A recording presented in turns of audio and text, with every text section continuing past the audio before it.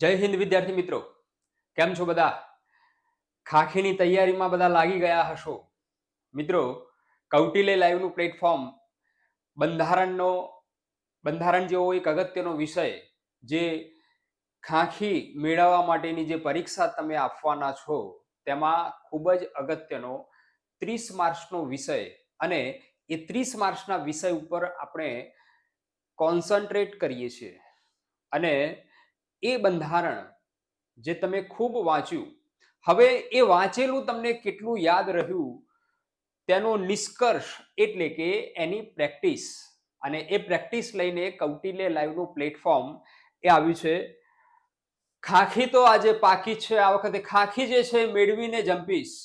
મિત્રો, નાનેથી મોટો થયો અને એ મહેનત કરી, નાનેથી મોટા થયા કંઈક કરી બતાવવા માટે, અને એ કરી બતાવવાનો જે સમય છે એ હવે આવી ગયો છે. મિત્રો, ખાખીનું સ્વપ્ન એ પૂરું કરવા માટે લગન, નિષ્ઠા, લક્ષ્ય પ્રત્યે સમર્પણ અને યોગ્ય માર્ગદર્શન, અને એ યોગ્ય માર્ગદર્શન અને ચાવીરૂપ જે પ્રશ્નો છે બંધારણના, એ લઈને આવ્યું છે કૌટિલ્ય લાઈવનું પ્લેટફોર્મ, જે 30 માર્ક્સનું આપણી પરીક્ષાના અભ્યાસક્રમમાં છે. 30 માર્ક્સનું બંધારણ. હવે 30 માર્ક્સનું બંધારણ જે છે, આપણું પરીક્ષાનું જે પેપર છે એ પેપર 200 માર્ક્સનું પેપર છે.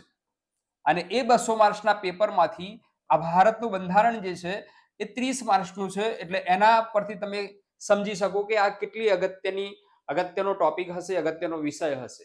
બરાબર છે. અને એ બંધારણ જે તમે વાંચ્યું છે એ તમને કેટલું યાદ રહ્યું, એ પ્રશ્નો કેવા પ્રકારના પૂછાય છે, અને અગાઉની પરીક્ષામાં જે પૂછાયેલા પ્રશ્નો છે એની આપણે પ્રેક્ટિસ કરીએ છીએ. આજે બીજા નંબરનો ટેસ્ટ, આપણે એક ટેસ્ટ જે છે એ જોઈ લીધો છે અગાઉના વિડીયોમાં. આજે બીજા નંબરનો ટેસ્ટ જે છે એ સ્ટાર્ટ કરવાના છે. ફટાફટ આ ચેનલ જો સબસ્ક્રાઇબ ન કરી હોય મિત્રો તો સબસ્ક્રાઇબ કરી દેજો. નીચે આપેલ જે સબસ્ક્રાઇબનું બટન છે એ બટન દબાવીને આ સબસ્ક્રાઇબ કરી દેજો, જેથી હવે પછીની જે ટેસ્ટ સિરીઝ આવે બંધારણ અને અન્ય વિષય માટે, તો એ તમને તમારા સુધી પહોંચી શકે. બરાબર, એને લાઈક કરી દેજો અને તમારા મિત્ર વર્તુળમાં એ શેર પણ કરી લેજો. મિત્રો, કૌટિલ્ય લાઈવનું પ્લેટફોર્મ એ જુદી જુદી સ્પર્ધાત્મક પરીક્ષા માટે માર્ગદર્શન આપવા માટેનું પ્લેટફોર્મ છે. અને તૈયારી એ તમારી છે, અને પ્લેટફોર્મ પર માર્ગદર્શન જે છે અમારું છે, અમારા નિષ્ણાંત તજજ્ઞો દ્વારા, એ જુદા જુદા વિષયો દ્વારા એ અહીંયા તમારા સમક્ષ એ હાજર થાય છે. એટલે આ કૌટિલ્ય લાઈવનું પ્લેટફોર્મ એ ખાસ સબસ્ક્રાઇબ કરી દેજો. કૌટિલ્ય લાઈવની એપ્લિકેશન જે છે એ પણ તમને પ્લે સ્ટોર પરથી મળી જશે. આ વિડીયો જે છે એમાં જે પીડીએફ ફોર્મ જે છે એ પીડીએફ ફોર્મનું મટીરિયલ એ તમને ફ્રી મટીરિયલ એ એપ્લિકેશન ઉપર અવેલેબલ પણ થશે. માત્ર એ પ્લેટફોર્મ જે છે, કૌટિલ્ય લાઈવની જે એપ્લિકેશન જે છે એ એપ્લિકેશન તમે ડાઉનલોડ કરી દેશો. મિત્રો, ફટાફટ હજુ પણ સબસ્ક્રાઇબ ન કરી હોય તો સબસ્ક્રાઇબ કરી લો. આપણે આ ટેસ્ટ સિરીઝમાં પ્રશ્નો તરફ આપણે હવે જઈએ છીએ. પ્રશ્નો જે છે એ અગાઉની પરીક્ષામાં પૂછાયેલા છે અને પૂછાવાની ખૂબ જ શક્યતા છે. ખાસ ધ્યાનમાં રાખજો. એટલે એવા પ્રશ્નોની ચર્ચા આપણે કરીએ છીએ. છેલ્લે સુધી જોડાયેલા રહેજો. આ પ્રશ્નો જે છે સમજવાનો પ્રયત્ન કરજો અને યાદ રાખજો. બરાબર છે. તો જોઈએ, પ્રશ્નો તરફ આપણે જઈએ. પહેલો પ્રશ્ન આ ટેસ્ટ સિરીઝનો આપણે જોઈએ. મિત્રો, આ પ્રશ્નો જે છે એ તમે સમજીને નીચે કોમેન્ટ બોક્સમાં જવાબ પણ આપી શકો છો. તમારો જવાબ જે છે એ કોમેન્ટ બોક્સમાં આપશો. પહેલો પ્રશ્ન જોઈએ, ભારતીય બંધારણ, એનો પહેલો પ્રશ્ન, એની બીજી ટેસ્ટ સિરીઝનો પહેલો પ્રશ્ન, બંધારણ સભાના કાર્યકારી પ્રમુખ એ કોણ હતા? બંધારણ સભાના કાર્યકારી પ્રમુખ. બંધારણ સભાની વાત આપણે અગાઉના વિડીયોમાં જોઈ હતી. બરાબર છે. બંધારણ સભા, હવે આ બંધારણ સભા જે છે એ 1946 કેબિનેટ મિશન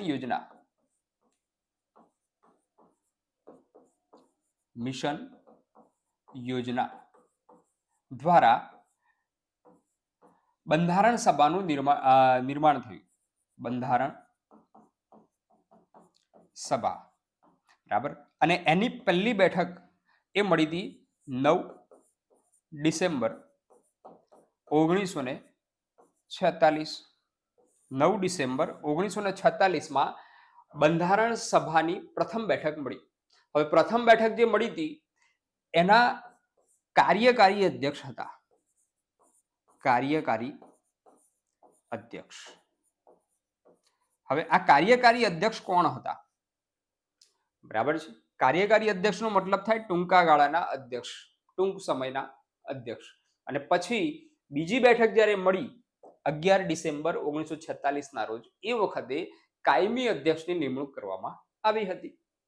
બરાબર છે. હવે અહીંયા પ્રશ્નો જોતા ઓપ્શન જે છે એમાં રાજેન્દ્ર પ્રસાદ આપેલું છે, સરોજિની નાયડુ છે, સચ્ચિદાનંદ સિન્હા છે અને ભીમરાવ આંબેડકર છે. મિત્રો કોમેન્ટ બોક્સમાં જવાબ આપશો, આનો જવાબ જે છે એ શું આવે.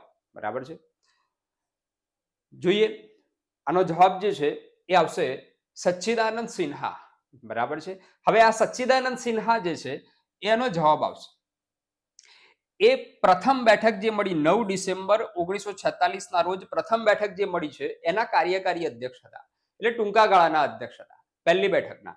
અને પછી કાયમી અધ્યક્ષ તરીકે રાજેન્દ્ર પ્રસાદ આવ્યા હતા. આ કાયમી અધ્યક્ષ. બરાબર છે. ભીમરાવ આંબેડકર જે છે એ ભીમરાવ આંબેડકર એ બંધારણ સભાની મુસદ્દા સમિતિ જે હતી, મુસદ્દા સમિતિ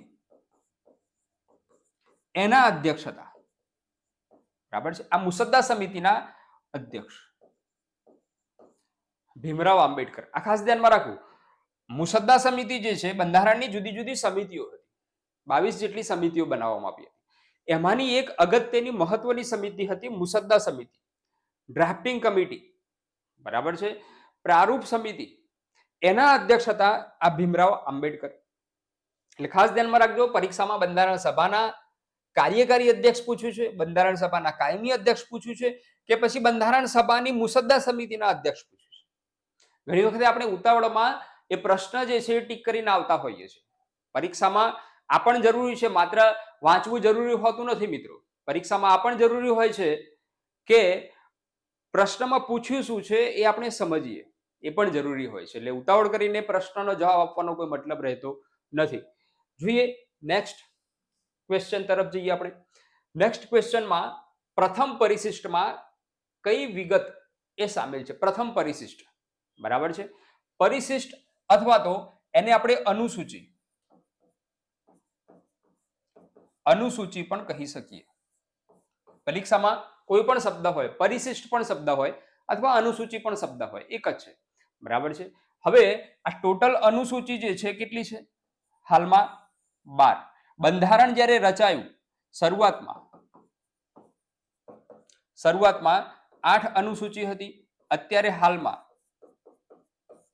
12 અનુસૂચિ છે. બરાબર છે. તેમાં પ્રથમ અનુસૂચિ જે છે એ પ્રથમ અનુસૂચિમાં કઈ વિગત સામેલ છે?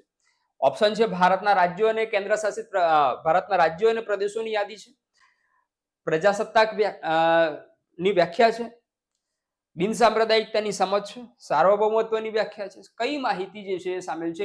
નીચે કોમેન્ટ બોક્સમાં તમારો જવાબ જે છે એ આપવાનો છે મિત્રો. ખાસ ફટાફટ કોમેન્ટ બોક્સમાં જવાબ આપશો. હજુ પણ ચેનલ સબસ્ક્રાઇબ ન કરી હોય તો કરી દેજો મિત્રો, કેમ કે આ ટેસ્ટ સિરીઝ જે છે એ ચાલવાની છે, કોન્સ્ટેબલની પરીક્ષા સુધી ચાલવાની છે, જુદા જુદા વિષયોની ચાલવાની છે. એટલે ખાસ આ ચેનલ જે છે સબસ્ક્રાઇબ કરજો. ન કરી હોય તો હજુ પણ સબસ્ક્રાઇબ કરી દેજો, હાલ જ સબસ્ક્રાઇબ કરી દેજો, ફટાફટ બટન દબાવજો સબસ્ક્રાઇબ, ખાસ ધ્યાનમાં રાખો. જોઈએ આનો જવાબ શું આવશે. પ્રથમ પરિશિષ્ટ જે છે એમાં ભારતના રાજ્યો અને પ્રદેશોની યાદી છે. ભારતના જે રાજ્યો છે અને વિવિધ પ્રદેશો છે, કેન્દ્ર શાસિત પ્રદેશો સાથે, બરાબર, એની યાદી એ પ્રથમ પરિશિષ્ટમાં આપવામાં આવેલી છે. આવા 12 પરિશિષ્ટ છે. ખાસ ધ્યાનમાં રાખજો, પરિશિષ્ટ અથવા અનુસૂચિ. ઓકે, જોઈએ નેક્સ્ટ પ્રશ્ન તરફ આવીએ. ત્રીજો પ્રશ્ન, કયા વડાપ્રધાનનું મૃત્યુ એ વિદેશમાં થયું હતું? ખાસ અગત્યનો પ્રશ્ન છે મિત્રો, ઘણી વખતે પરીક્ષામાં પૂછાઈ ગયેલું છે. કયા વડાપ્રધાનનું મૃત્યુ જે છે વિદેશમાં થયેલું છે? સૌથી પહેલા તો એ પ્રશ્ન થવો જોઈએ કે સાહેબ આપણા વડાપ્રધાનનું મૃત્યુ જે છે એ વિદેશમાં થયેલું છે? તો હા, થયેલું છે. એના ઉપરથી બીજો પ્રશ્ન એવો થાય કે એવા કયા વડાપ્રધાન છે જે પોતાના ચાલુ કાર્યકાળ દરમિયાન મૃત્યુ પામ્યા હતા? કયા કયા વડાપ્રધાન છે એવા? બરાબર, એ પણ એક અગત્યનો પ્રશ્ન છે મિત્રો, ખાસ ધ્યાનમાં રાખજો. ચાલુ કાર્યકાળ દરમિયાન એક તો જવાહરલાલ નહેરુ આ ચાલુ કાર્યકાળ દરમિયાન મૃત્યુ પામેલા હતા. બીજા હતા લાલ બહાદુર શાસ્ત્રી. ત્રીજા હતા ઇન્દિરા ગાંધી. ચોથા હતા રાજીવ ગાંધી. આ વડાપ્રધાન જે છે એ બધા જ એ ચાલુ કાર્યકાળ દરમિયાન મૃત્યુ પામેલા વડાપ્રધાન છે, ચાલુ કાર્યકાળ દરમિયાન. હવે એમાંથી પ્રશ્ન અહીંયા એવું છે કે આમાંથી કયા વડાપ્રધાન જે છે એમનું મૃત્યુ વિદેશમાં થયું હતું, વિદેશમાં થયું હતું. બરાબર છે. હવે ધ્યાનમાં રાખજો, અહીંયા રાજીવ ગાંધી છે, મોરારજી દેસાઈ છે, જવાહરલાલ નહેરુ છે, લાલ બહાદુર શાસ્ત્રી છે. હવે વાત છે મોરારજી દેસાઈ, તો અહીંયા મોરારજી દેસાઈનું મૃત્યુ ચાલુ કાર્યકાળ દરમિયાન થયેલું નથી, એટલે એ જે છે એ ઓપ્શનમાંથી નીકળી ગયું. આપણે વિચારવાને છે આપણા ત્રણ: રાજીવ ગાંધી, જવાહરલાલ નહેરુ, લાલ બહાદુર શાસ્ત્રી. હવે આ રાજીવ ગાંધીનું મૃત્યુ જે છે એ ગોળી વાગી હતી તમિલનાડુમાં. બરાબર છે, તામિલનાડુમાં ગોળી મારીને હત્યા કરવામાં આવી હતી એમની, રાજીવ ગાંધીની, ભારતમાં, તમિલનાડુમાં જ. એટલે એ નહીં આવે. મોરારજી દેસાઈ નહીં આવે.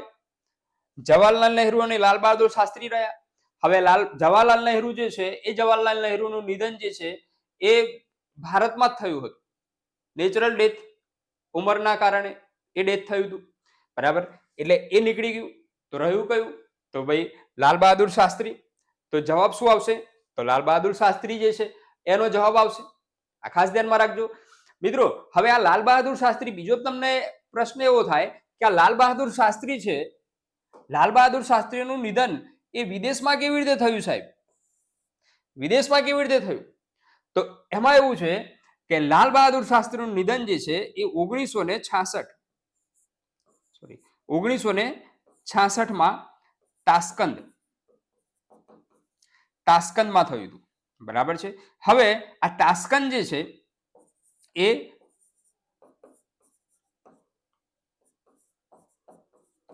ઉઝબેકિસ્તાનની રાજધાની છે, તાસ્કંદ. બરાબર છે. અને આ તાસ્કંદ કરાર થયા હતા. તાસ્કંદ કરાર 1966માં કોની કોની વચ્ચે થયા હતા ભાઈ? તો ભારત અને પાકિસ્તાન. બરાબર છે. ભારત તરફથી લાલ બહાદુર શાસ્ત્રી હતા. ભારત તરફથી એ લાલ બહાદુર શાસ્ત્રી હતા મિત્રો. અને પાકિસ્તાન તરફથી વડાપ્રધાન જે છે એ અયુબ ખાન. પાકિસ્તાન તરફથી વડાપ્રધાન જે છે એ અયુબ ખાન જે છે વડાપ્રધાન હતા. ખાસ ધ્યાનમાં રાખજો, અયુબ ખાન.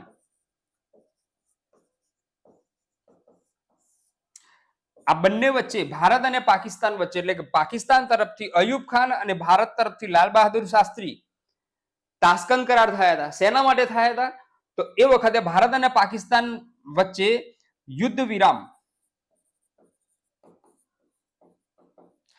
વિરામની સમજૂતી થઈ હતી. બરાબર છે. યુદ્ધ વિરામની સમજૂતી થઈ હતી અને એ સમજૂતીના મધ્યમાં રાખીને આ અયુબ ખાન અને લાલ બહાદુર શાસ્ત્રી, એટલે કે ભારત અને પાકિસ્તાન વચ્ચે શાંતિ કરાર થયા હતા, જેને તાસ્કંદ કરાર તરીકે ઓળખવામાં આવે છે. તાસ્કંદ કરાર કરવા માટે લાલ બહાદુર શાસ્ત્રી જે છે એ તાસ્કંદ મુકામે ગયા, શાંતિ કરાર થઈ ગયા હતા, સમજૂતી થઈ ગઈ હતી, અને હોટલના એક બંધ રૂમમાં એ મૃત્યુ પામ્યા હતા. એમનું પણ એક રહસ્ય છે કે કેવી રીતે મૃત્યુ પામ્યા. બરાબર, પરંતુ મોટાભાગના નો મત, ભારત સરકારનો મત એવો હતો કે હૃદય રોગના હુમલાથી એ મૃત્યુ પામ્યા હતા, લાલ બહાદુર શાસ્ત્રી. લાલ બહાદુર શાસ્ત્રી જે છે એમને વામન છતાં વિરાટ તરીકે ઓળખવામાં આવે છે, લાલ બહાદુર શાસ્ત્રીને. બરાબર છે. ખૂબ જ કઠોર નિર્ણયો જે છે એમને લીધેલા છે. બરાબર, લાલ બહાદુર શાસ્ત્રી, જય જવાન જય કિસાન સૂત્ર જે છે લાલ બહાદુર શાસ્ત્રીએ આપેલું છે. બરાબર છે. એટલે શાસ્ત્રીજી જે છે એ રીતે એ ભારતના વડાપ્રધાન તરીકે નામના ધરાવે છે. અને તાસ્કંદ મુકામે એમનું નિધન થયું હતું, એટલે વિદેશમાં એમનું નિધન થયેલું હતું. ક્લિયર મિત્રો? ખાસ ધ્યાનમાં રાખજો. માહિતી જે છે, અન્ય માહિતી, આપણે અન્ય માહિતીની પણ ચર્ચા કરીએ છીએ જોડે જોડે, એટલે ખાસ અગત્યની વાત. જોઈએ નેક્સ્ટ ક્વેશ્ચન તરફ. ચોથો પ્રશ્ન છે, સામાજિક ન્યાય અંગે 29 વિષયોની યાદી જે છે, એ 29 વિષયોની યાદી એ આપવામાં આવેલી છે. ખાસ કરીને એ 29 વિષયોની જે યાદી છે, એ 29 વિષયોની યાદી એ કયા પરિશિષ્ટ અથવા તો અનુસૂચિમાં આપવામાં આવેલી છે. હવે આ 29 વિષયો જે છે, હવે આ સ્થાનિક સ્વરાજને લગતો પ્રશ્ન છે. પંચાયતી રાજ, આ પંચાયતી રાજ જે છે એને લગતો આ 29 વિષયોની યાદીને લગતો આ વિષય છે. પંચાયતી રાજને લગતો વિષય છે. પંચાયતી રાજમાં એમાં ગ્રામ પંચાયતની વાત કરવામાં આવે તેમાં 29 વિષયો છે અને નગરપાલિકા એમાં 18 વિષયો છે. બરાબર છે. હવે આ 29 વિષયો જે છે એ પરિશિષ્ટ 11મા પરિશિષ્ટમાં, એટલે કે 11મા પરિશિષ્ટમાં 29 વિષયોની યાદી આપેલી છે. બરાબર છે. ખાસ ધ્યાનમાં રાખજો, 29 વિષયોની યાદી જે છે એ 11મા પરિશિષ્ટમાં આપેલી છે. શેને લગતા છે 29 વિષયો? તો ગ્રામ પંચાયતને લગતા છે. જુદા જુદા વિષયો આપેલા છે અને એ વિષયો ઉપર ગ્રામ પંચાયત જે છે એને કાર્ય કરવાનું હોય છે. એ 29 વિષયોની યાદી છે. બરાબર છે. 11મા પરિશિષ્ટમાં એ 29 વિષયોની યાદી છે. બરાબર છે. 243 જી અનુચ્છેદ, 243 જી અનુચ્છેદ અને આ નગરપાલિકાના 18 વિષયો જે છે, બરાબર છે, એ 243 ડબલ્યુ એ 18 વિષયો છે. આમાં અનુસૂચિ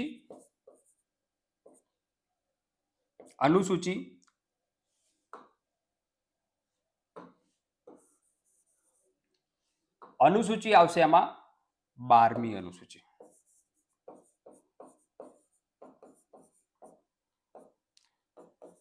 ખાસ ધ્યાનમાં રાખજો.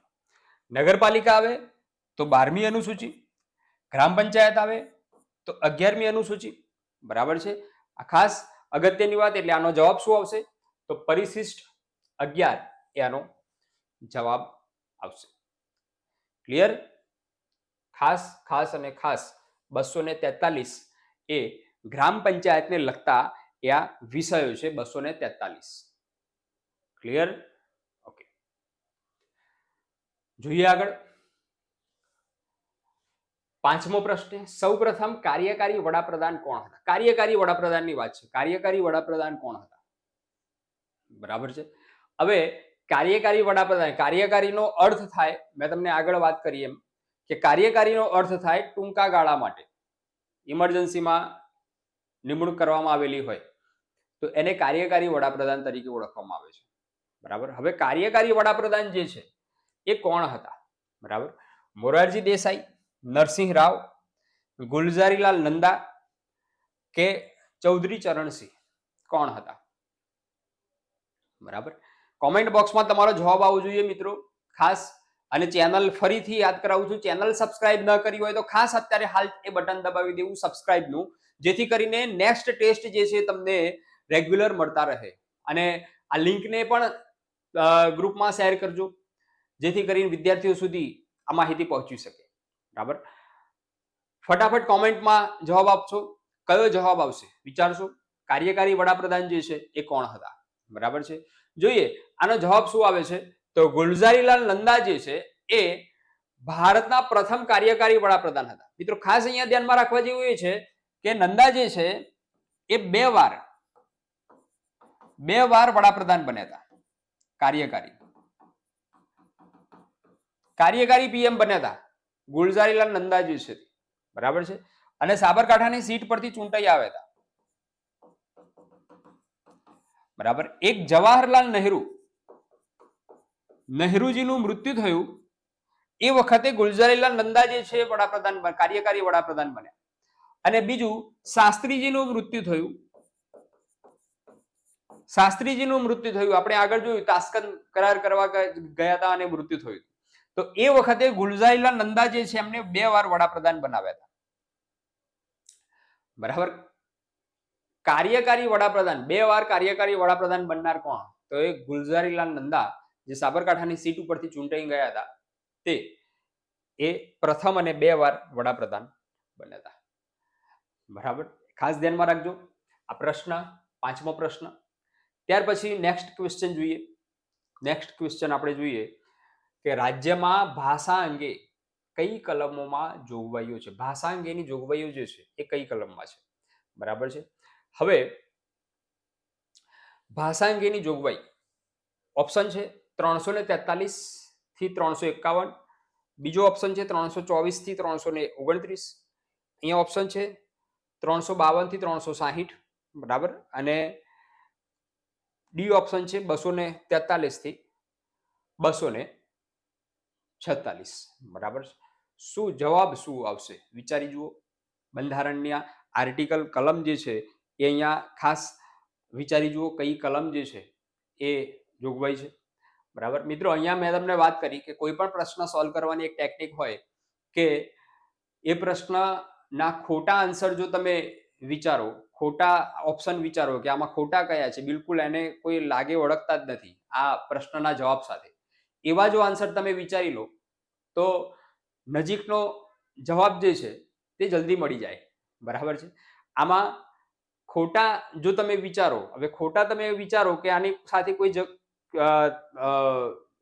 કોઈ લાગે વળગતા નથી, બરાબર છે, એ તમે વિચારી જુઓ તો કયા આવશે? તો એક તો આ આવશે 352 થી 360, બરાબર, જે કટોકટીની અંગેના છે. બરાબર, કટોકટી 352, 356 અને 360 ત્રણ પ્રકારની કટોકટી એ આપણે આગળ જોઈ ચૂક્યા છે. બરાબર, એટલે એ તો આવશે નહીં, ખૂબ જાણીતા અનુચ્છેદ છે. બરાબર, 324 થી 329, 343 થી 351 અને 243 થી 246, બરાબર છે. હવે રહ્યા 3, આ 3માં તમે વિચારો કે હજી નજીકનો ઉત્તર કયો આવશે? બરાબર છે, હજી કાઢી નાખવા જેવું કયું આવશે? તો આ આવશે 243 થી 246, તો એ જે છે એ અહીંયા આવશે જ નહીં. બરાબર છે. 324 જે છે અહીંયા આવશે, 324 જે છે એ જાણીતો છે. શેના માટે? તો ઇલેક્શન કમિશન. બરાબર છે, 324, બરાબર. તો રહ્યો કયો? બરાબર છે, તો એ જવાબ જે છે અહીંયા આવશે 343 થી 351, બરાબર છે. એટલે અહીંયા તમે ખોટા જવાબો શોધશો તો સાચો જવાબ આપોઆપ મળી જશે. બરાબર ને? એટલે ઘણી વખતે એના ખોટા જવાબ શોધવાથી સાચો જવાબ આપણને આપોઆપ મળી જતો હોય છે. આ ખાસ ધ્યાનમાં રાખજો મિત્રો. બરાબર છે. હવે અહીંયા ભાષા અંગેની કલમો જે છે, બરાબર, ભાષા અંગેની જોગવાઈ જે છે, હવે આ ભાષા અંગેની જોગવાઈ જે છે ખાસ ધ્યાનમાં રાખજો. ભાગ આવશે 17, અનુચ્છેદ 343 થી 351, બરાબર છે. એમાં આ અનુચ્છેદ જે છે એમાં અધ્યાય છે જુદા જુદા. એમાં પ્રથમ અધ્યાય જે છે એમાં 343, 344, આ બે જે છે 43 અને 44, 343 અને 344 એ સંઘીય ભાષા, સંઘની ભાષા. બીજો અધ્યાય છે તેમાં 345, 346 અને 347 આ જે છે એ પ્રાદેશિક ભાષા.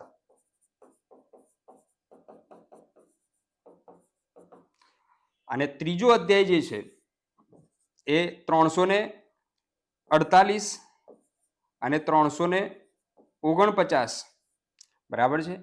એ શું આવશે? તો એ ન્યાયાલયની ભાષા.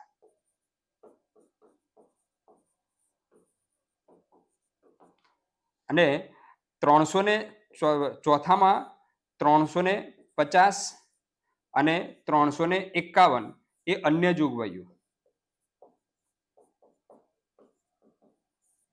બરાબર, આ રીતે ભાષા અંગેની જોગવાઈ ભાગ 17 માં આપેલી છે મિત્રો, ખાસ ધ્યાનમાં રાખજો. બરાબર, સંઘની રાજભાષા, પ્રાદેશિક ભાષાઓ, ન્યાયાલયની ભાષા અને અન્ય જોગવાઈ. બરાબર છે, આ એકદમ તૈયાર કરી દેવાનું છે. બરાબર છે, અને એ સિવાય અનુસૂચિ માની લો કે હોય અનુસૂચિ. બરાબર છે, તો અનુસૂચિ જે છે 8 આવશે. અનુસૂચિ 8. બરાબર છે, અનુસૂચિ 8 જે છે એમાં જે છે એ માન્ય ભાષાઓની યાદી આપેલી છે. માન્ય ભાષાઓની યાદી, રાષ્ટ્રભાષાઓ, માન્ય ભાષાઓ જે છે એ માન્ય ભાષાઓની યાદી આપેલી છે. કઈ માન્ય ભાષાઓ? તો બંધારણ માન્ય ભાષાઓ. બરાબર છે, એની યાદી અનુસૂચિ 8 માં આપેલી છે, એટલે કે પરિશિષ્ટ 8 માં આપેલી છે. ખાસ ધ્યાનમાં રાખજો. બરાબર છે, એટલે ભાગ 17 અને અનુચ્છેદ 343 થી 351. ક્લિયર? ઘણી વખતે પ્રશ્ન જે છે એ સંઘની રાજભાષા જે છે કયા અનુચ્છેદમાં છે, ન્યાયાલયની ભાષા જે છે એ કયા અનુચ્છેદમાં છે, પ્રાદેશિક ભાષા જે છે એ કયા અનુચ્છેદમાં આવશે, એનો એવી રીતે પણ પ્રશ્ન આવતા હોય છે. એ વખતે આપણે આ બધા જ અનુચ્છેદ જે છે ધ્યાનમાં રાખવા જોઈએ અને ભાગ 17 એ યાદ રાખવો જોઈએ. ક્લિયર? ખાસ અગત્યની બાબત. જોઈએ નેક્સ્ટ ક્વેશ્ચન. 7મો, 14મા સુધારા અનુસાર ફ્રાન્સના આધિપત્યનો કયો પ્રદેશ ભારતમાં જોડાઈ ગયો? 14મો સુધારો. બરાબર, ફ્રાન્સના આધિપત્ય અંગેનો કયો પ્રદેશ? મિત્રો, આપણો દેશ જ્યારે આઝાદ થયો એ વખતે કેટલાક પ્રદેશો જે છે એ ફ્રાન્સના આધિપત્ય નીચે હતા અને કેટલાક પ્રદેશો જે હતા એ પોર્ટુગીઝોના આધિપત્ય નીચે હતા. ફ્રાન્સના આધિપત્ય નીચે જે હતા એમાં કરાર દ્વારા એ પ્રદેશો જે છે એ આપીને પોતાના દેશમાં ગયા, પરંતુ પોર્ટુગીઝો જે છે એમના સામે યુદ્ધ કરવું પડ્યું. બરાબર, અને યુદ્ધ દ્વારા એ પ્રદેશ જે છે આપણે લેવા પડ્યા. બરાબર, એમાં ફ્રાન્સના આધિપત્ય નીચે કયા પ્રદેશો જે છે 14મા સુધારા દ્વારા જોડાઈ ગયા? બરાબર છે, 14મો સુધારો જે છે એ 1962 14મો સુધારો આપે તો. બરાબર છે, હવે અહીંયા ધ્યાનમાં રાખજો, દીવ, દમણ અને ગોવા આ પ્રદેશો જે છે એ પોર્ટુગીઝોના હતા. બરાબર છે, દીવ, દમણ અને ગોવા પોર્ટુગીઝ. બરાબર છે, અને પોંડિચેરી અત્યારે હાલમાં પુડુચેરી. બરાબર છે, એ ફ્રાન્સના આધિપત્ય નીચે હતું. બરાબર છે, એટલે જવાબ શું આવશે આનો જવાબ આવશે પોંડિચેરી. બરાબર છે, અત્યારે હાલમાં એનું નામ બદલાઈને પુડુચેરી થયેલું છે. બરાબર છે, એટલે 14મો સુધારો 1962 પોંડિચેરી જે છે એ સામેલ કરવામાં આવ્યું. ઓકે, ત્યાર પછી જોઈએ નેક્સ્ટ ક્વેશ્ચન. નરસિંહ રાવ કયા રાજ્યના મુખ્યમંત્રી હતા જે પાછળથી ભારતના વડાપ્રધાન પણ બન્યા હતા? આવો પ્રશ્ન પણ મિત્રો પૂછાતો હોય છે. નરસિંહ રાવ જે છે એ કયા રાજ્યના અગાઉ મુખ્યમંત્રી હતા જે પાછળથી વડાપ્રધાન પણ બન્યા હતા? બરાબર છે, એવા ઘણા વડાપ્રધાન આવ્યા છે મિત્રો કે જે પહેલા મુખ્યમંત્રી હતા કોઈને કોઈ પ્રદેશના અને પાછળથી એ વડાપ્રધાન બન્યા હતા. બરાબર છે, અહીંયા ઓપ્શન તમે વિચારશો, કર્ણાટક, કેરળ, આંધ્રપ્રદેશ કે ઓડિશા. કોમેન્ટ બોક્સમાં તમારો જવાબ જે છે આવો જોઈએ મિત્રો, તમારો આન્સર જે છે કોમેન્ટ બોક્સમાં આવો જોઈએ. ચેનલ હજી સબસ્ક્રાઇબ ન કરી હોય તો સબસ્ક્રાઇબનું બટન દબાવી દેજો અને કોમેન્ટ બોક્સમાં તમારો જવાબ જે છે આવતો રહેવો જોઈએ. ખાસ શું આવશે જવાબમાં? બરાબર છે, કર્ણાટક, કેરળ, આંધ્રપ્રદેશ અને ઓડિશા. બરાબર, જોઈએ આનો જવાબ જે છે મિત્રો, નરસિંહ રાવ જે છે આંધ્રપ્રદેશ સાથે સંબંધ ધરાવે છે. બરાબર છે, એટલે આનો જવાબ શું આવશે? તો આંધ્રપ્રદેશ જે છે આનો જવાબ આવશે. બરાબર છે, નરસિંહ રાવ જે છે આંધ્રપ્રદેશના મુખ્યમંત્રી હતા અને એ સમય દરમિયાન પછી ભારતના વડાપ્રધાન પણ બન્યા હતા. હવે સાહેબ એવા કયા કયા મુખ્યમંત્રી છે કે જે પાછળથી વડાપ્રધાન બન્યા છે? એવા કયા છે? બરાબર, તો એ પણ જોઈ લઈએ. બરાબર, જેમ કે ચૌધરી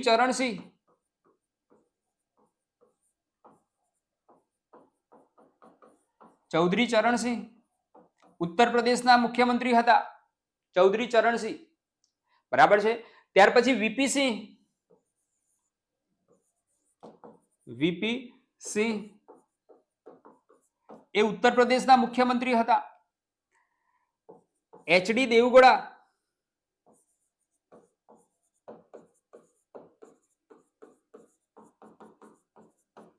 જે કર્ણાટકના મુખ્યમંત્રી હતા. એચ.ડી. દેવગૌડા કર્ણાટકના મુખ્યમંત્રી હતા. અને નરેન્દ્રભાઈ ગુજરાતના મુખ્યમંત્રી હતા. બરાબર, જે હાલમાં વડાપ્રધાન પદે કાર્યરત છે. બરાબર, વડાપ્રધાન નરેન્દ્રભાઈ. બરાબર, એ સિવાય આપણે જોઈએ પાંચમા જોવા હોય તો મોરારજી દેસાઈ બૃહદ મુંબઈ રાજ્ય.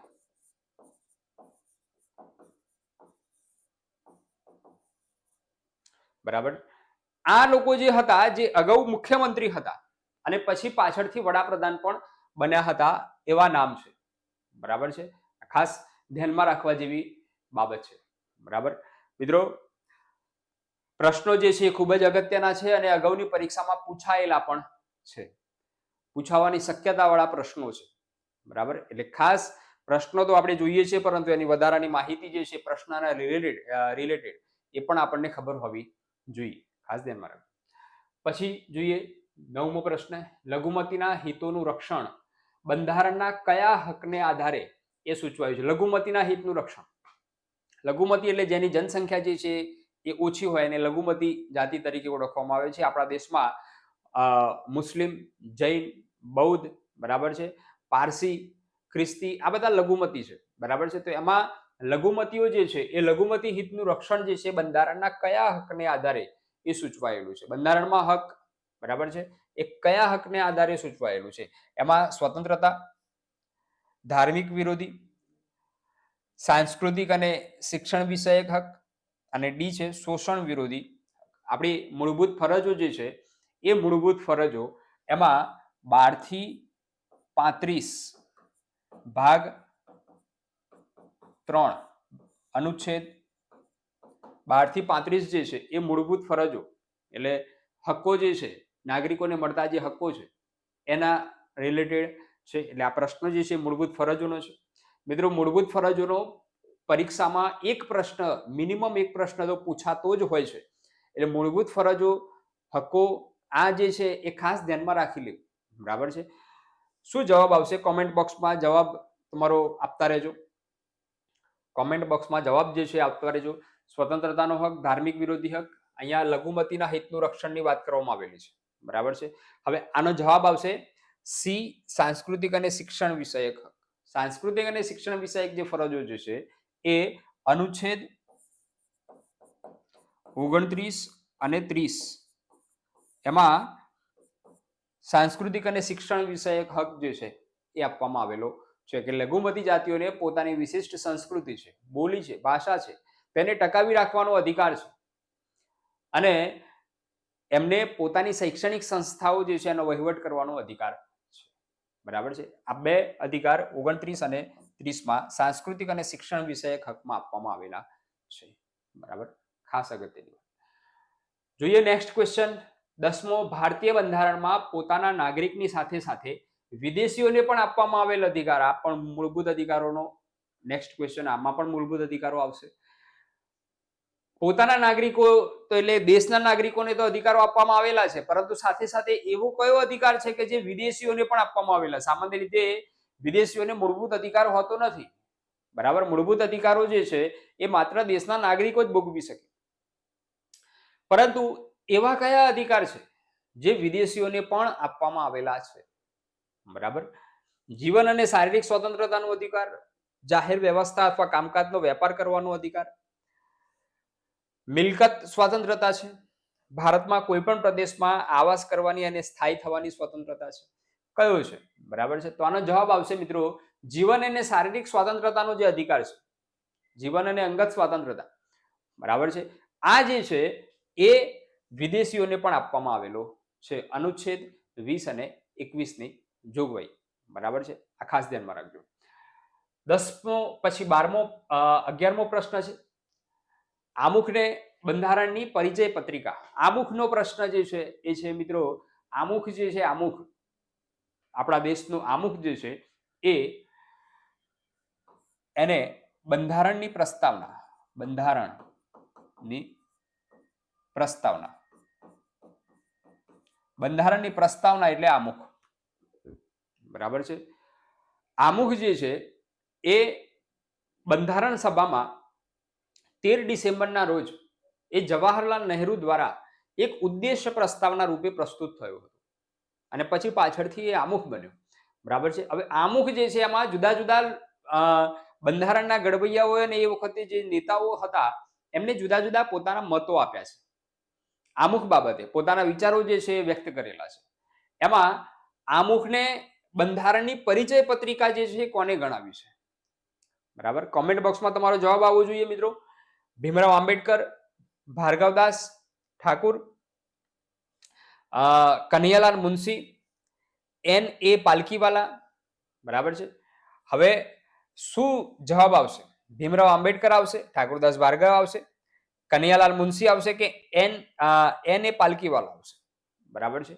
હવે ધ્યાનમાં રાખજો, ભીમરાવ આંબેડકર જે બંધારણના ઘડવૈયા, ઠાકુરદાસ ભાર્ગવ જે છે એમને આમુખને આત્મા ગણાવ્યું હતું અથવા હૃદય, બરાબર. કનૈયાલાલ મુનશી જે છે એમણે આમુખને રાજકીય જન્મકુંડળી,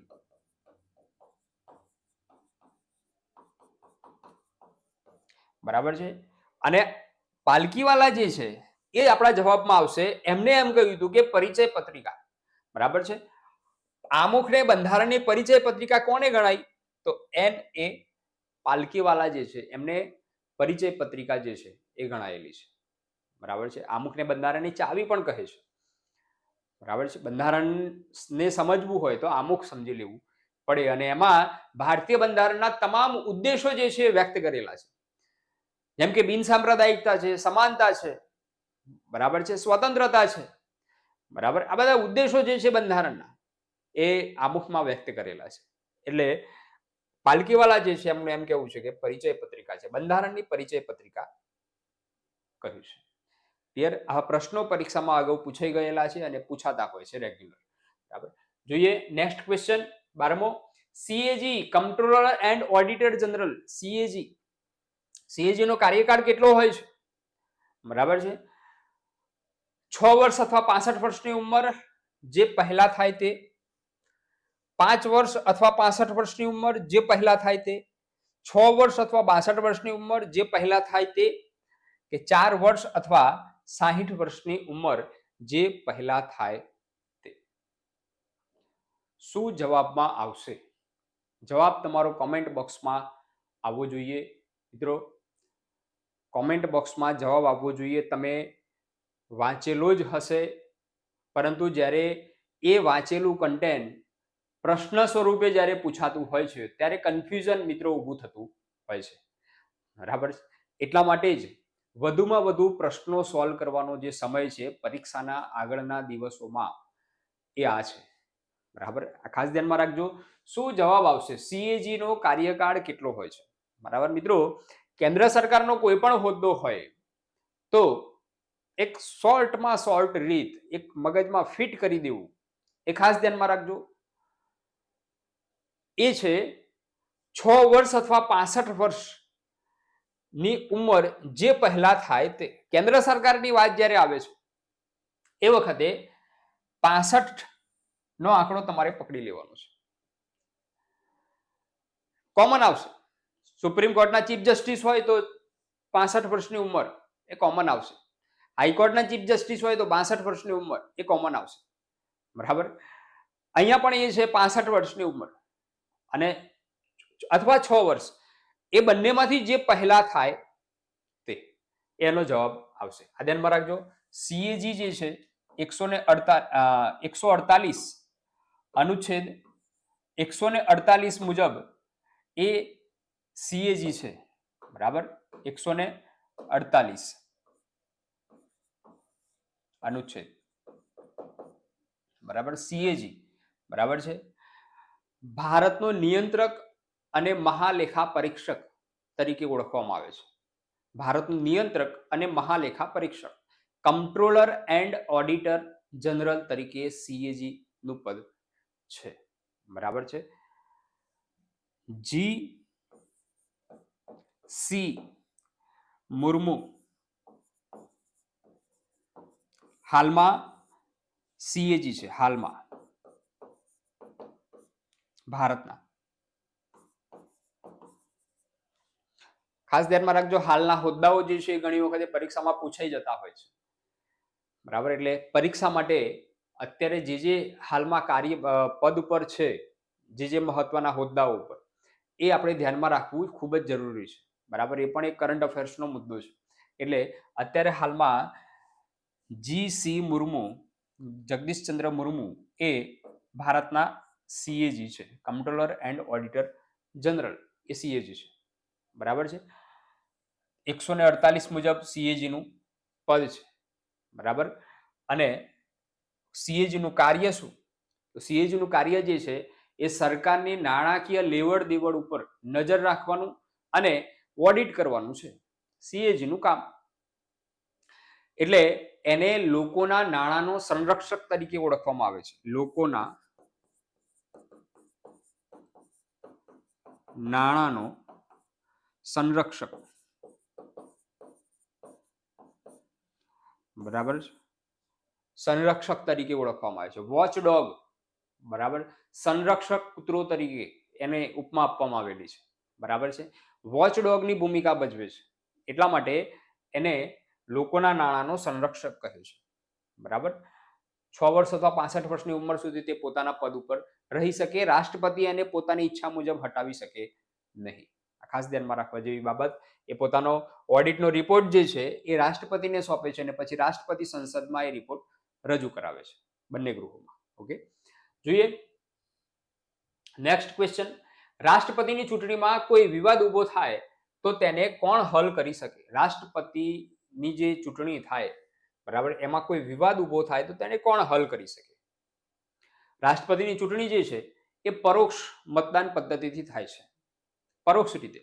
એમાં સંસદના બંને ગૃહો અને રાજ્યની જે વિધાનસભાઓ જે હોય, કેન્દ્ર શાસિત પ્રદેશની જે વિધાનસભાઓ હોય, જે કેન્દ્ર શાસિત પ્રદેશમાં હોય તે બધાના ચૂંટાયેલા સભ્યોમાં ભાગ લેતા હોય છે. બરાબર છે, એટલે એ રાષ્ટ્રપતિની ચૂંટણીનું મતદાન મંડળ કહેવાય. હવે એટલી જો ખબર હોય તો આનો જવાબ તમને જલ્દી મળી જાય. બરાબર છે, રાષ્ટ્રપતિની ચૂંટણીમાં વિવાદ ઉભો થાય તો એ વિવાદનો હલ એ રાષ્ટ્રપતિની ચૂંટણીનું જે મતદાન મંડળ હોય એ તો ન જ કરે, એ તો નક્કી છે. બરાબર, એટલે આમાંથી બે ઓપ્શન જતા રહેશે, એક આ જતો રહેશે અને એક આ જતો રહેશે. કેમ કે આ તો મત આપવાના છે રાષ્ટ્રપતિની ચૂંટણીમાં, અને પાછું ચૂંટણીનો વિવાદ ઉભો થાય તો એમના એ પોતે જ ક્યાં વિવાદ હલ કરશે, એટલે એ તો આવશે જ નહીં. બરાબર, અહીંયા બે ઓપ્શન વધ્યા, ઉપરાષ્ટ્રપતિ અને સર્વોચ્ચ અદાલત. મિત્રો ખાસ ધ્યાનમાં રાખજો, રાષ્ટ્રપતિ જે છે એ રાષ્ટ્રપતિની જે કોઈ બી બાબત હોય, વિવાદિત બાબત, તો એ હંમેશા સર્વોચ્ચ ન્યાયાલયમાં જાય. રાષ્ટ્રપતિને કાનૂની સલાહ લેવી હોય તો પણ સર્વોચ્ચ ન્યાયાલય પાસે લેશે. બરાબર, અને એની ચૂંટણીનો જો વિવાદ ઉભો થાય તો પણ એ સર્વોચ્ચ ન્યાયાલય જ એને હલ કરશે. એટલે આનો જવાબ શું આવશે? તો સર્વોચ્ચ અદાલત, ભારતની સુપ્રીમ કોર્ટ જે છે એ એનો વિવાદ જે છે હલ કરશે. સંસદના કોઈ પણ ગૃહમાં થશે નહીં. હા, રાષ્ટ્રપતિને હટાવવો હોય તો મહાભિયોગની જે પ્રક્રિયા છે એ મહાભિયોગની પ્રક્રિયા એ સંસદના બંને ગૃહોમાં થાય. એક ગૃહ આરોપ મૂકે અને બીજું ગૃહ જે છે આરોપોની તપાસ કરે. આ રીતે થાય. પણ અહીંયા ચૂંટણીમાં કોઈ વિવાદ ઉભો થાય એની વાત છે, તો એ વિવાદ જે છે સર્વોચ્ચ અદાલત જે છે હલ કરતી હોય છે. ક્લિયર? ઓકે, તમને દરેકને આ પ્રશ્નો જે છે ક્લિયર થતા હશે મિત્રો. બરાબર, અને કોન્સેપ્ટ પણ ક્લિયર થતો હશે. બરાબર, અને તમે જે વાંચ્યું છે એનો આ નિચોડ છે, આ પ્રશ્ન ટેસ્ટ સિરીઝ જે છે એનો નિચોડ છે. ક્લિયર? બરાબર છે. પરીક્ષામાં પડકારો જે છે ઘણા આવે છે મિત્રો, પણ એ પડકારોનો સામનો કરવો એ જ ખરા વિદ્યાર્થીની વ્યાખ્યા છે. ખરો વિદ્યાર્થી કોણ? તો એ પડકારોનો સામનો કરતા કરતા લોકવાયકાઓને નજરઅંદાજ કરતા કરતા પોતાના પથ ઉપર અડીખમ ઉભો રહેલો છે એ ખરો વિદ્યાર્થી છે અને એ જ સફળતાના શિખર સુધી પહોંચી શકે છે. બરાબર. ગામવાળા તો વાતો કરશે કે આનાથી કઈ ન થાય. ગામવાળા તો વાતો કરશે કે આનાથી કઈ ન થાય, પણ તારા ખભે ખાખીના ચિહ્નો જે છે એ તું લગાવી બતાવ. ખભે ખાખીના ચિહ્નો, ખાખીનો સ્ટાર જે છે એ લગાવી બતાવ. એ જ અને એ જ એ ખરા વિદ્યાર્થી, એને ખરો વિદ્યાર્થી કહેવાય અને એ પોતે એ સફળતાના શિખર સુધી પહોંચી શકે છે, પોતાના લક્ષ્ય સુધી, પોતાનું લક્ષ્ય જે છે એ સિદ્ધ કરી શકે છે. બરાબર. જોઈએ નેક્સ્ટ પ્રશ્ન તરફ જઈએ આપણે. 14મો પ્રશ્ન. જ્યારે વડાપ્રધાન રાજીનામું આપે ત્યારે પરિસ્થિતિ કઈ સર્જાય? એમાં 4 ઓપ્શન આપેલા છે. મંત્રીમંડળમાં કોઈ ફરક પડતો નથી. બી ઓપ્શનમાં છે સમગ્ર મંત્રીમંડળનું વિસર્જન થાય છે. મંત્રીમંડળમાંથી નવા વડાપ્રધાનને નિયુક્ત કરાય છે. ઉપરનામાંથી કોઈ નહીં. શું જવાબ આવશે? નીચે કોમેન્ટ બોક્સમાં તમારા જવાબ જે છે ચાલુ રહેવા જોઈએ મિત્રો. કોમેન્ટ બોક્સમાં જવાબ આપશો. હજુ પણ સબસ્ક્રાઇબ ન કરી હોય, બટન ન દબાવ્યું હોય તો દબાઈ દેજો. અગત્યના પ્રશ્નો જે છે આપણે ભવિષ્યમાં એની ચર્ચા કરવાના છે, જે તમારા સુધી પહોંચી શકે, રેગ્યુલર એ પ્રશ્નો પહોંચી શકે. એટલા માટે ખાસ કહું છું, સબસ્ક્રાઇબ કરી દેજો ચેનલને. સબસ્ક્રાઇબ કર્યા વગર રહેતા નહીં. સબસ્ક્રાઇબનું બટન નીચે જે આપેલું છે તે દબાવજો. બરાબર. જોઈએ રાજીનામું આપે, વડાપ્રધાન જ્યારે રાજીનામું આપે ત્યારે સ્થિતિ શું સર્જાય? બરાબર. હવે વડાપ્રધાન જે છે એ ક્યારે રાજીનામું આપે? તો કાં તો બહુમતી ગુમાવે અને કાં તો અવિશ્વાસનો પ્રસ્તાવ રજૂ થાય અને પસાર થઈ જાય તો રાજીનામું આપે. બરાબર. તો એ વખતે શું સ્થિતિ સર્જાય? તો મંત્રીમંડળમાં કોઈ ફરક પડતો નથી. હવે વડાપ્રધાન જે છે મંત્રીમંડળનો વડો હોય, અધ્યક્ષ મંત્રીમંડળનો વડાપ્રધાન હોય, તો મંત્રીમંડળમાં તો ફરક પડે જ ભાઈ. બરાબર. સમગ્ર મંત્રીમંડળનું વિસર્જન થાય એટલે વડાપ્રધાન જાય તો મંત્રીમંડળ આખું જતું રહે. એ કેબિનેટ હોય કે રાજ્ય કક્ષાનું હોય, આખું જતું રહે. મંત્રીમંડળમાંથી નવા વડાપ્રધાનને નિયુક્ત કરાય એટલે એક ગયો ને બીજો આવ્યો એવું થાય. બરાબર. શું જવાબ આવે મિત્રો? આનો જવાબ આવશે પહેલા તો સમગ્ર મંત્રીમંડળનું વિસર્જન થાય. આને સામૂહિક જવાબદારીનો સિદ્ધાંત કહેવાય. સામૂહિક જવાબદારીનો સિદ્ધાંત. બરાબર છે. સામૂહિક જવાબદારીનો સિદ્ધાંત કહેવાય. જો વડાપ્રધાન રાજીનામું આપે, સંસદમાં અવિશ્વાસનો પ્રસ્તાવ રજૂ થાય તો સમગ્ર મંત્રીમંડળનું વિસર્જન થાય. બરાબર છે. સામૂહિક રીતે મંત્રીમંડળ જે છે એ સંસદને જવાબદાર હોય અને વ્યક્તિગત રીતે એ રાષ્ટ્રપતિને જવાબદાર હોય. બરાબર છે. ખાસ ધ્યાનમાં રાખજો, અહીંયા સમગ્ર મંત્રીમંડળ જે છે એનું વિસર્જન થાય છે અને પછી જ્યારે નવો વડાપ્રધાન આવે છે એ વખતે નવું મંત્રીમંડળ જે છે સર્જાય છે. પણ એક સમય માટે સમગ્ર મંત્રીમંડળનું વિસર્જન કરી દેવું પડે છે. આ જવાબ આવશે. ક્લિયર? ત્યાર પછી જોઈએ 15મો પ્રશ્ન. જો કોઈ પક્ષને બહુમતી ન મળે, જો કોઈ પક્ષને બહુમતી મળતી નથી લોકસભાની સામાન્ય ચૂંટણીમાં, તો સૌથી મોટા પક્ષના વડાને વડાપ્રધાન બનાવવામાં આવે છે. સૌથી મોટો પક્ષ જે હોય એને વડાપ્રધાન બનાવવામાં આવે. પરંતુ તેને કેટલા સમયમાં લોકસભામાં બહુમતી સાબિત કરવી પડે? એને જુદા જુદા પક્ષનો સાથ સહકાર લઈને એ સરકાર રચવાની હોય છે. વડાપ્રધાન બન્યો, પરંતુ એને કેટલા સમયમાં બહુમતી સાબિત તો કરવું પડે ને ભાઈ. સાબિત કર્યા વગર તો સરકાર ચાલે નહીં 5 વર્ષ સુધી. બરાબર છે. એટલે એને લોકસભામાં બહુમતી સાબિત કરવી પડે. બહુમતી તો મળી જ નથી, પરંતુ જુદા જુદા પક્ષોનો સહકાર લઈને બહુમતી સાબિત કરવી પડે છે લોકસભામાં. બરાબર. કેમ કે સરકાર લોકસભાને જવાબદાર છે. બરાબર ને? એટલે અહીંયા બહુમતી કેટલા સમયમાં સાબિત કરવી પડે? 2 મહિનામાં, 6 મહિનામાં, 1 મહિનામાં, 4 મહિનામાં. બરાબર. શું જવાબ આવશે? એકદમ કોમન પ્રશ્ન છે, વારંવાર પરીક્ષામાં પૂછાયેલો છે. બરાબર છે. 1 મહિનામાં એનો જવાબ આવશે. બરાબર. મિત્રો એક વાત કાનમાં કહું, બહુમતી સાબિત કરવાની જ્યારે વાત આવે ત્યારે હંમેશા 1 મહિનો આવશે. કેટલા? 1 મહિનો. બહુમતી સાબિત કરવાની જ્યાં જ્યાં વાત આવે ત્યાં આગળ હંમેશા 1 મહિનો આવે. અને ચૂંટાઈ આવવાની વાત આવે, માની લો કે વડાપ્રધાન બનાવ્યો, પરંતુ એ વડાપ્રધાન જે છે એ કોઈ પણ ગૃહનો સભ્ય નથી. વડાપ્રધાન બનવા માટે શરત એ છે કે કોઈ પણ એક ગૃહનો સભ્ય હોવો જોઈએ, પણ કોઈ પણ ગૃહનો સભ્ય નથી અને એને જો વડાપ્રધાન બનાવવામાં આવે તો એને ચૂંટાઈ આવવું પડે કોઈ પણ એક ગૃહમાં. તો ચૂંટાઈ આવવાની વાત આવે તો 6 મહિના આવે અને બહુમતી સાબિત કરવાની વાત આવે તો 1 મહિનો આવશે. આ ખાસ ધ્યાનમાં રાખવા જેવી બાબત છે. એટલે જવાબ આવશે 1 મહિનામાં. ઓકે, જોઈએ નેક્સ્ટ ક્વેશ્ચન. આર્થિક ન્યાયનો ઉલ્લેખ બંધારણમાં કઈ જગ્યાએ કરવામાં આવેલો છે? આર્થિક ન્યાય, દરેકને, ભારતના તમામ નાગરિકને આર્થિક ન્યાય મળવો જોઈએ. આ વાત, આર્થિક ન્યાયની વાત એ ક્યાં કરવામાં આવેલી છે? બંધારણમાં. આમુખમાં, ફક્ત આમુખમાં કરવામાં આવેલી છે? બીજે આમુખ અને માર્ગદર્શક સિદ્ધાંતોમાં કરવામાં આવેલી છે? આમુખ અને મૂળભૂત ફરજો, કે ડી ઓપ્શનમાં છે મૂળભૂત ફરજો અને માર્ગદર્શક સિદ્ધાંતો. શેમાં કરવામાં આવેલી છે આર્થિક ન્યાયની વાત? કોમેન્ટ બોક્સમાં તમારો જવાબ આવવો જોઈએ મિત્રો. ખાસ શું જવાબ આવશે? આર્થિક ન્યાય એટલે કે રાષ્ટ્રની સંપત્તિની વહેંચણીની વાત એમાં આવી જાય. ભૌતિક સંપત્તિની જે વહેંચણી છે એ સમાન રહેવી જોઈએ અને તમામ વર્ગને આર્થિક સવલતો જે છે એ સરખા પ્રમાણમાં મળવી જોઈએ.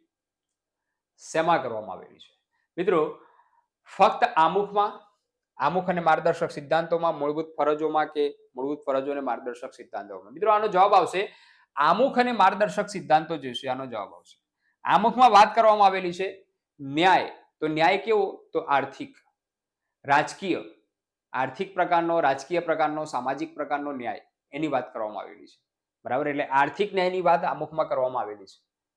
બરાબર, અને માર્ગદર્શક સિદ્ધાંતો જે છે એમાં પણ વાત કરવામાં આવેલી છે. અનુચ્છેદ 39 એમાં ભૌતિક સંપત્તિની વહેંચણી ભારતના તમામ નાગરિકોને સરખા પ્રમાણમાં થવી જોઈએ. એટલે કે આર્થિક વહેંચણી જે છે સરખા પ્રમાણમાં થવી જોઈએ. આર્થિક રીતે દરેકને ન્યાય મળવો જોઈએ. માર્ગદર્શક સિદ્ધાંતોમાં એની વાત કરવામાં આવેલી છે. બરાબર, જોઈએ નેક્સ્ટ ક્વેશ્ચન તરફ આવીએ. 17મો પ્રશ્ન છે, નીચેનામાંથી કયા કેન્દ્ર શાસિત પ્રદેશમાં અલગ વડી અદાલત છે? કેન્દ્ર શાસિત પ્રદેશ, કેટલાક કેન્દ્ર શાસિત પ્રદેશ એવા છે કે એમાં વડી અદાલત જે છે નથી, પોતાની વડી અદાલત નથી. બરાબર, કે જે નજીકના રાજ્ય સાથે એ સંલગ્ન હોય, એનું જે અધિકાર ક્ષેત્ર હોય ન્યાયાલયનું એ નજીકના અધિકાર ક્ષેત્રમાં એ સામેલ થતા હોય એવા કેન્દ્ર શાસિત પ્રદેશો છે. બરાબર, પરંતુ એક કેન્દ્ર શાસિત પ્રદેશ એવું છે કે એને પોતાની વડી અદાલત આપેલી છે. બરાબર, એવું કયો છે? દીવ દમણ, દાદરા નગર હવેલી, પોંડિચેરી અને દિલ્હી. બરાબર મિત્રો, આનો જવાબ આવશે દિલ્હી. આ દિલ્હી જે છે એને પોતાની અલગ વડી અદાલત છે, બાકી કોઈ રાજ્યને પોતાની વડી અદાલત નથી. જેમ કે આ પોંડિચેરી જે છે એ ચેન્નઈની વડી અદાલતમાં છે. ચેન્નઈ મદ્રાસ હાઈકોર્ટ જે છે એ મદ્રાસ હાઈકોર્ટમાં એ સામેલ છે. અને આ બંને પ્રદેશો જે છે એ મુંબઈ હાઈકોર્ટ. બરાબર છે, આને અલગ વડી અદાલત છે. બરાબર, આ ધ્યાનમાં રાખજો. નેક્સ્ટ ક્વેશ્ચન, પક્ષપલટા વિરોધી કાનૂનની વાત કરવામાં આવેલી છે. પક્ષપલટા વિરોધી કાનૂન બંધારણના કયા સંશોધનમાં સામેલ કરવામાં આવેલો છે? બરાબર છે, પક્ષપલટા વિરોધી કાનૂન. બરાબર, પક્ષપલટા વિરોધી કાનૂન જે છે એ એવો છે કે એક પક્ષ સંસદના સભ્યો જે છે એ સંસદ સભ્ય હોય અને એ સંસદ સભ્ય હોય અને એ વ્યક્તિ એક પક્ષમાંથી એ ચૂંટાઈ આવેલો હોય અને એ સંસદ સભ્ય હોય અને એ વ્યક્તિ થોડા સમય પછી બીજા પક્ષમાં જાય તો પહેલા તો એનું સંસદ સભ્ય પદ રદ થઈ જાય. પહેલા આવું નહોતું અને પછી આમાં ફેરફાર કરવામાં આવેલો છે પક્ષપલટા વિરોધી કાનૂન. બરાબર છે, 1985 રાજીવ ગાંધી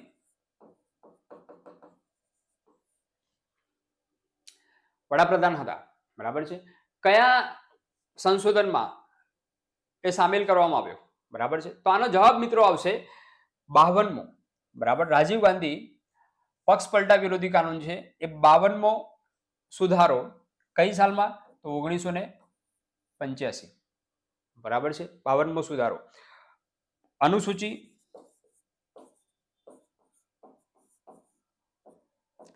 10 બરાબર છે. આ ખાસ ધ્યાનમાં રાખજો. અનુસૂચિ અથવા પરિશિષ્ટ એ 10 52મો સુધારો 1985 વડાપ્રધાન હતા રાજીવ ગાંધી અને એમના દ્વારા પક્ષપલટા વિરોધી કાનૂન જે છે લાવવામાં આવ્યો. આ પક્ષપલટા વિરોધી કાનૂન જે છે એ ખૂબ જ અગત્યનો છે, જેથી કરીને એક દળમાંથી બીજા દળમાં એ નેતાઓ જતા હતા એના ઉપર ખૂબ કંટ્રોલ આવ્યો.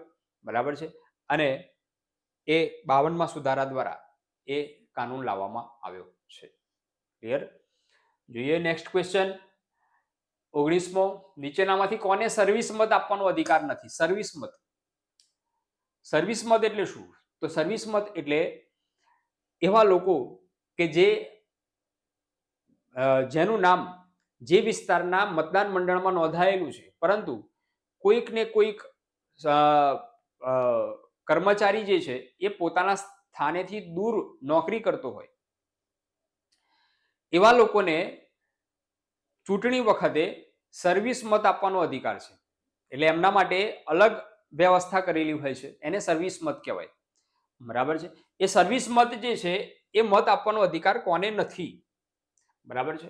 રાજ્યમાં કામ કરતા કર્મચારીઓને, સશસ્ત્ર સેનામાં રહેલા ભારતીયોને, ચૂંટણી કાર્યક્રમમાં રોકાયેલા કર્મચારીઓને કે વધુ ઉંમરના નાગરિકોને. કોને નથી? બરાબર. ખાસ ધ્યાનમાં રાખજો. અહીંયા સશસ્ત્ર દળોમાં જે સૈનિકો હોય તે પોતાના ક્ષેત્રમાંથી દૂર એ રાષ્ટ્રની સેવા માટે એ રોકાયેલા હોય તો તેને સર્વિસ મત આપવાનો અધિકાર છે.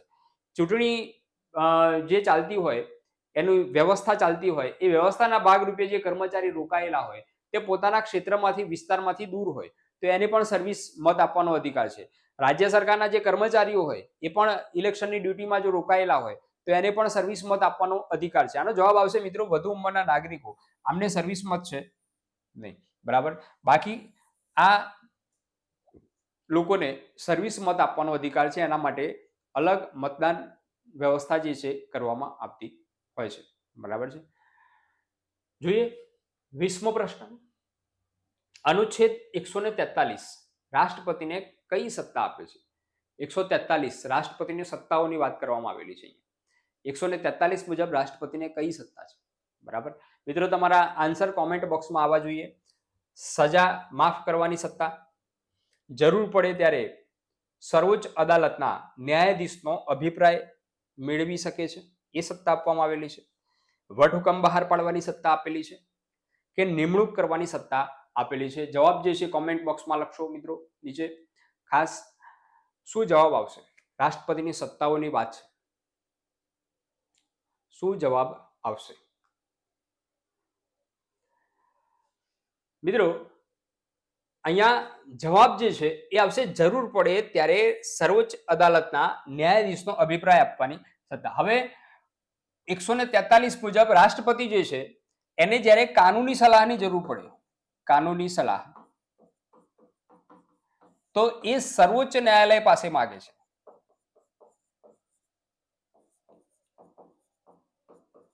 આ સર્વોચ્ચ ન્યાયાલય પાસે કાનૂની સલાહ માંગે છે. પણ સર્વોચ્ચ ન્યાયાલય જે છે એ કાનૂની સલાહ આપે પણ ખરી અને ન પણ આપે. અને જો આપે તો રાષ્ટ્રપતિ એ સલાહ મુજબ ચાલે પણ ખરા અને ન પણ ચાલે. બરાબર. એમનું માને પણ ખરા અને ન પણ માને. એ બંને બાજુથી એ મરજિયાત છે. પણ સલાહ કોની પાસે માંગે છે? એ સલાહ જે છે એ 243 મુજબ સર્વોચ્ચ ન્યાયાલયના ન્યાયાધીશો પાસે સલાહ માંગે છે. એ 143 મુજબ એમને અધિકાર છે રાષ્ટ્રપતિને. બરાબર છે મિત્રો. આવા પ્રશ્નો જે છે પરીક્ષામાં પૂછાયેલા છે અને પૂછાવાની શક્યતા વાળા પ્રશ્નો છે. આપણે એની ચર્ચા જે છે એ કરીએ છીએ. બરાબર છે. કૌટિલ્ય લાઈવનું પ્લેટફોર્મ એ તમને અહીંયા બંધારણ તમે જે વાંચ્યું છે એ બંધારણનો નિચોડ, વાંચેલાનો નિચોડ જે છે એ નિચોડ સ્વરૂપે પ્રશ્નોની ચર્ચા જે છે એના માટે આ ટેસ્ટ સિરીઝ જે છે ચાલે છે. મિત્રો ખાસ આ ટેસ્ટ સિરીઝ જે છે એ ચાલતી રહેવાની છે કોન્સ્ટેબલની પરીક્ષા સુધી. એટલે મોટાભાગનું બંધારણ જે છે આપણે ક્લિયર કરવાના છે અને 1 by 1 એ ટેસ્ટ આપતા રહેશે. ખાસ આ પ્રશ્નો જે છે સમજવાનો પ્રયત્ન કરજો, કેમ કે ખૂબ જ અગત્યના પ્રશ્નો છે. તમે બંધારણ જે છે વાંચ્યું છે આટલા મહિનાઓ સુધી, એ વાંચેલાનું એકદમ નિચોડ જે છે એ હવે એ નિચોડ આપવાનો સમય એ આવી ગયો છે. બરાબર, એટલે તમારી તમામ તૈયારી, એ તૈયારીના ભાગરૂપે હવે એનો નિચોડ એ તમારે આપવાનો છે. બરાબર, અને એનો પ્રયત્ન કરી રહ્યા છે આપણે બંધારણનો એક પણ માર્ક્સ ન કપાય એનો. બરાબર, એટલે ખાસ કૌટિલ્ય લાઈવનું પ્લેટફોર્મ એ તમે સબસ્ક્રાઇબ કરજો. આની પીડીએફ સ્વરૂપે મટીરિયલ તમને ફ્રી મટીરિયલ જે છે એ એપ્લિકેશન પણ મળી રહેશે. એપ્લિકેશન જે છે પ્લે સ્ટોરમાં જઈને એપ્લિકેશન તમે ડાઉનલોડ કરી શકો છો. એપ્લિકેશનની લિંક પણ આપવામાં આવેલું છે. યુટ્યુબ જે ચેનલ છે એ યુટ્યુબ ચેનલ જે છે એને નીચે યુટ્યુબ એપ્લિકેશનની જે છે એ લિંક